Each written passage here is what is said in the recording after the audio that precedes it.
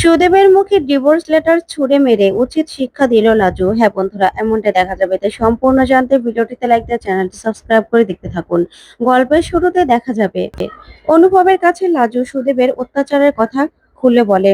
তখন তো অনুভবের চোখ বেয়ে জল চলে আসে আর বলে, লাজু, তোমাকে এত কিছু সহ্য করতে হয়েছে? সত্যি আমি ভাবতেও পারিনি। আমাকে দাদাভাই অনেকবার বলার চেষ্টা করেছিল, কিন্তু আমি না আসলে বোঝার চেষ্টাও করিনি। কিন্তু দেখো, দাদাভাই ঠিক তোমাকে, অনু আর দাদাভাইকে এভাবে নিয়ে এলো, অথচ আমাকে কিচ্ছু বললো না। আমি না আসলে অন্যায় করেছি। লাজু, এই সবকিছু আমার জন্য হয়েছে। তোমার বিপদে আমি তোমার পাশে থাকতে পারিনি। আমাকে তুমি ক্ষমা করে দাও। তখন লাজু বলে, না না, তুমি এরকম কথা কেন বলছো? তখনই অনুভব বলে, আজকে আর কোনো লুকোচুরি নয়, আজকে আর কোনো কিচ্ছু নয় লাজু। আজকে আমি তোমাকে সরাসরি জিজ্ঞাসা করতে চাই, একটা কথা আমাদের মধ্যে ক্লিয়ার হওয়া দরকার। তুমি কি আমাকে বিয়ে করবে লাজু? সারা জীবন তুমি কি আমার পাশে থাকবে? আমাকে তোমার পাশে রাখবে? বলো। আমি শুধুমাত্র তোমার পাশে থাকতে চাই, তোমার প্রিয়জন হয়ে। তোমার সব কিছুতে আমি থাকতে চাই। তুমি কি সারা জীবনের জন্য আমার হাতটা ধরবে লাজু? এই বলে লাজু দিকে হাতটা এগিয়ে দেয় অনুভব। তখন লাজু এদিক ওদিক কিছু না ভেবেই অনুভবের হাতে নিজের হাতটা রাখে, যা দেখে অনুভব ভীষণ খুশি হয়। আর লাজুর হাতে নিজের আরেকটা হাত দিয়ে চেপে ধরে বলে, ব্যাস, তোমাকে আর কিচ্ছু বলতে হবে না লাজু। আমি সব উত্তর পেয়ে গেছি। এবার যা করতে হয় দুজন একসঙ্গে লড়াই করব। এই হাত আমি আর কোনোদিনও ছাড়বো না লাজু। তখন লাজু বলে, কিন্তু আমার একটু সময় লাগবে। তুমি তো জানোই আমার কি অবস্থা। একটু সময় লাগবে আমার। তখন অনুভব বলে, কোনো সমস্যা নেই, সময় লাগুক। তুমি তুমি যে আমার কাছে নিজের মনের কথাটা বলতে পেরেছো, আমার কথা রাজি হয়েছো, তাতেই আমি অনেক খুশি। ঠিক তখনই সেখানে অনুপম আর অনু চলে আসে। আর ওরা তো লাজুর অনুভবকে দেখে একসঙ্গে ভীষণ খুশি আর বলে, কিরে ভাই, এবার নিশ্চয়ই মনের মেঘগুলো কেটে গেছে। এবার নিশ্চয়ই নিজেদের সব বোঝাপড়া সবকিছু হয়ে গেছে। কি হয়েছে? তো ঝামেলা মিটমাট হয়েছে তো? তখন অনুভব চুপ করে দাঁড়িয়ে থাকে। তারপর লাজুও কিছু বলছে না, লজ্জা পাচ্ছে। তখন অনুভব বলে, জানিস তো বর্দা ভাই, আজকে লাজু আমার হাতে হাত রেখে কথা দিয়েছে রে, যে লাজু আমার সঙ্গে সারা জীবন থাকতে চায়। তখন তো এই কথা শুনেই অনুপম আর অনু খুশি হয়ে বলে, তাই নাকি? সত্যি লাজু, এটাই তো আমরা চেয়েছিলাম। ব্যাস, তোমাদের মধ্যেকার সব ভুল বোঝাবুঝি মিটে গেছে। এটাই তো চেয়েছি, এর জন্যই তো এতগুলো কষ্ট করেছি। ভাই, এবার তুই খুশি তো? তুই কি এখনো চলে যেতে চাস? তখন অনুভব বলে, না রে দাদা ভাই, আর যেতে চাই না। আমার সব প্রশ্নের উত্তর তো আমি পেয়ে গেছি। তখন অনুপম বলে, তাহলে আর কি? তারপরেই দেখা যাবে। লাজু বলে, কিন্তু এত রাতে আমি এখন কোথায় যাব? আমার হোস্টেলের গেটও তো বন্ধ হয়ে গেছে।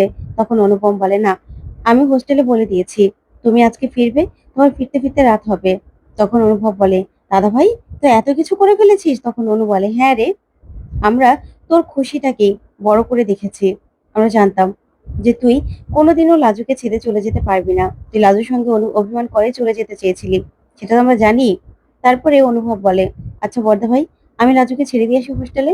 তখন অনুপম বলে, না রে, আমি জানি তোর এখন লাজুর সঙ্গে অনেক কথা বলতে ইচ্ছে করছে, কিন্তু না, অনেক রাত হয়ে গেছে। এবার লাজুকে হোস্টেলে ফিরতে হবে, তোকে বাড়িতে ফিরতে হবে। তুই বুঝতে পারছিস না? লাজুকে আমি হোস্টেলে ছেড়ে দিয়ে আসছি। তারপরে লাজু বলে, কিন্তু তোমাদের কাছে আমার একটা অনুরোধ আছে। এখন না কাউকে কিচ্ছু বলো না। এই যে আমি রাজি হয়েছি, কোনো কথাই তোমরা কাউকে বলো না।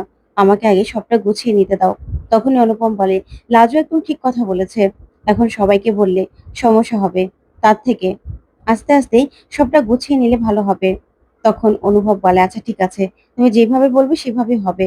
তখন লাজু বলে, আচ্ছা তোমরা বুঝতে পারছো না, ওর যে সবাই নিন্দা করবে, সবাই বলবে একটা খারাপ মেয়ের পাল্লায় পড়েছে, খারাপ মেয়ের পাল্লায় পড়ে নিজের সংসার ভেঙেছে। তখন অনুভব বলে, এই যে তুমি এই কথাটা এতদিন ভেবে আমার কাছে নিজের মনের কথাটা লুকিয়ে রেখেছো, আমার কাছে নিজেকে প্রকাশ করনি, এটা করে কি হয়েছে? কেউ কি তোমাকে ভালো বলেছে? বলেনি তো, সে খারাপই বলেছে। তাই লাজু, তুমি না অন্য কারোর কথা ভেবো না, এবার শুধু নিজের কথা ভাবো, নিজের ভালো থাকার কথা ভাবো। তুমি অন্যের কথা ভেবে নিজের জীবনটাকে আর নষ্ট করো না। তখন লাজু বুঝতে পারে অনুভবের কথা। তারপর দেখা যাবে অনুপম সেখান থেকে লাজুকে নিয়ে বেরিয়ে পড়ে।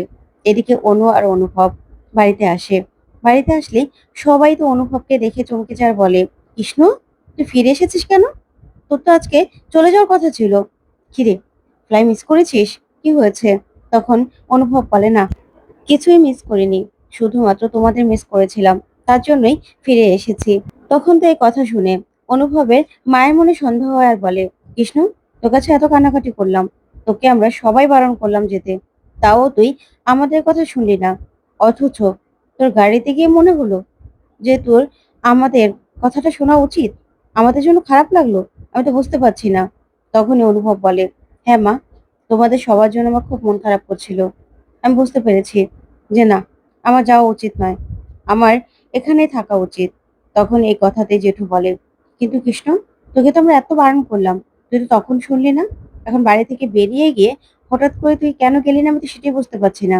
এর মধ্যে কি কোনো কারণ আছে? তখনই অনুভব বলে, তোমরা তো কারণ কেন খোঁজো বলো তো? সব কিছুতে তোমরা কারণ খোঁজো। তখন অনুভবের মা বলে, কার কথায় তুই ফিরে এলি বলতো? আমাদের কথায় তো ফিরে আসিসনি। কার কথায় তুই ফিরে এলি? তখন অনুভব বলে, আমার মনের কথায় ফিরে এসেছি মা। আমার মন বলেছে তোমাদের ছেড়ে আমি যেতে পারবো না। তাই আমি ফিরে এসেছি। তখন এই কথাতেই অনুভবের মা আর কিছুই বলে না। তারপর জেঠু বলে, আচ্ছা ঠিক আছে, যা, ওপরে যা। তারপরেই ওরা উপরে চলে যায়। অন্যদিকে দেখা যাবে অনুভবের মা মনে মনে বলে, কিছু তো একটা গন্ডগোল আছেই। তারপর সকালবেলা ঠাম্মি ঠাম্মির কাছে যায় অনুভব আর গিয়ে বলে, ঠাম্মি, কি করছো তুমি? তখন ঠাম্মি বলে, হ্যাঁ রে দাদু ভাই, তুই আমাদের কারো কোনো কথা শুনলি না। তুই ঠিক বেরিয়ে গেলি চলে যাবি বলে। হঠাৎ করে তুই কেন বাড়িতে ফিরে এলি বলতো? তখন অনুভব বলে, তোমাদের তো বললাম ঠাম্মি, আমার তোমাদের কথা খুব মনে পড়ছিল তার জন্যই। তখন ঠাম্মি বলে, না দাদু ভাই, তোমাকে আমি ভালো করে চিনি। লাজুর সঙ্গে তোমার দেখা হয়েছে? তখনই অনুভব থতমত খেতে থাকে আর বলে, না না, লাজুর সঙ্গে কেন দেখা হবে? লাজু কোথা থেকে এলো ঠাম্মি? তখনই অনুভব মনে মনে বলে, না লাজু, তুমি আমাকে কাউকে কিছু বলতে বারণ করেছো। আমি কাউকে কিচ্ছু বলবো না তুমি যতদিন না পর্যন্ত বলছো। তখন ঠাম্মি বলে, আমি তো জানি। আচ্ছা, এরকম ভাবে হোঁচট খাচ্ছিস কেন দাদু ভাই কথা বলার সময়? তখনই অনুভব বলে, না তো, দেখো সকালবেলা তোমাকে গুড মর্নিং বলতে এসেছিলাম। আর তুমি কিনা আমাকে এসব প্রশ্ন করছো। আমি যাচ্ছি। এই বলে চলে গেলে ঠাম্মি মনে মনে বলে, আমি জানো দাদু ভাই, তোমার সঙ্গে হয়তোবা লাজু দেখা হয়েছে সেজন্যই তুমি যাওনি। কিন্তু তুমি আমাকে বলতে চাইছো না তো? ওই লাজুর পেট থেকে আমাকে সব কথা বের করতে হবে। ও আমাকে কথা নাগুলো না বলে থাকতেই পারবে না। তারপরে দেখা যাবে অন্যদিকে লাজু কলেজে গেছে। তখন এই লাজুর বন্ধুরা সবাই খুব আনন্দ করতে থাকে লাজুকে দেখে আর বলে, এই তো আমাদের নায়িকা চলে এসেছে। অনুপম দা না আমাদের ফোন করে সব বলেছে। ওদের ওই যে লুকিয়ে রোমান্সের কথা তাও বলেছে। তখন তো লাজু মুখটা ঢেকে ফেলে লজ্জায় আর বলে, ইস, তোরা না জেনেছিস আর কাউকে কিছু বলিস না প্লিজ। তখনই মৃত্তিকা বলে, এই লাজু, তোর মুখে এগুলো কিসের দাগ রে? তখন লাজু বলে, ওই আমি পড়ে গিয়েছিলাম। তখনই অনুভব ফোন করে। তারপর অনুভব বলে, এই যে তোমার জন্য আমাকে অফিসে গাদা গাদা মিথ্যে কথা বলতে হচ্ছে। কেন আমি যাইনি, কেন যাব না?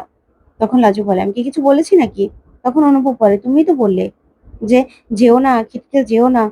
তাহলে? তখন লাজু বলে, অমনি আমার দোষ হয়ে গেল তাই তো? তারপরেই লাজুর সঙ্গে কথা বলেই অনুভব বলে, বিশ্বজয়কে একটু দাও তো, ওর সঙ্গে দরকার আছে। তখন লাজু ফোনটা দিলেই বিশ্বজয়কে অনুভব বলে, বিশ্বজয়, তোমাদের চেক আপ করানোর মতো একজন ডক্টর হবে। সেই ডক্টরের কাছে লাজুকে নিয়ে একটু চেক আপ করে দিও তো। ওকে না অনেক মার খেতে হয়েছে। তাই ওর গালে হাতে দেখবে মারের দাগ আছে। তখন বিশ্বজয় বলে, তাই তো, আমরা জিজ্ঞাসা করেছিলাম, ও বলেছে ও পড়ে গিয়েছিল। তখন অনুভব বলে, তারপরে রিপোর্টটা আমাকে পাঠিয়ে দেবে, ঠিক আছে? তখন বিশ্বজয় বলে, আচ্ছা ঠিক আছে, আমি অনুভবদা আপনাকে পাঠিয়ে দেব রিপোর্টটা। লাজুকে আজকে আমি চেক আপ করিয়ে নেব, আপনি চিন্তা করবেন না। অন্যদিকে বনলতা ওর মাকে বলে, মা জানো, লাজু না ওই বাড়ি থেকে পালিয়েছে। এখন না আমার খুব টেনশন হচ্ছে। ওরা দুজন আবার এক হয়ে যাবে না তো? আমি না কিছু বুঝতে পারছি না। আমার ভালো লাগছে না। তখন বনলতার মা বলে, বন্যা, তুই এত চিন্তা করিস না তো। যা হওয়ার হবে। তুই এত ভাবিস না। তখনই বনলতা বলে, না মা, তুমি বুঝতে পারছো না আমার মনের ভিতরটায় কি হচ্ছে।